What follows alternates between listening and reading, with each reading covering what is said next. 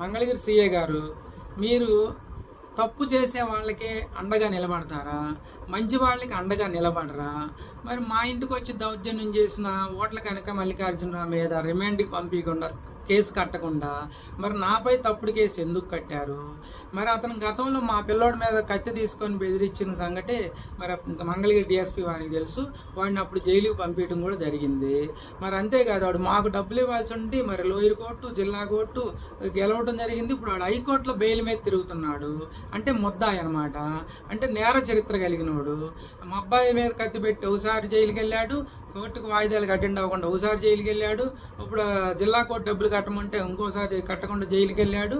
మరి ఇటువంటి వారికి మీరు సపోర్ట్ చేస్తున్నారంటే మరి మీ కాకి బట్టలకు ఉన్న విలువ ఎంత దిగజారిపోతుందో మీరే అర్థం చేసుకోండి. Okay, thank you. దీనికి సంబంధించిన పూర్తి వీడియో లింక్ చేస్తుంది. వీడియో నచ్చితే లైక్ చేయండి, షేర్ చేయండి, సబ్స్క్రైబ్ చేసుకోండి. Thank you. మీకు పద్మనాభ గారు.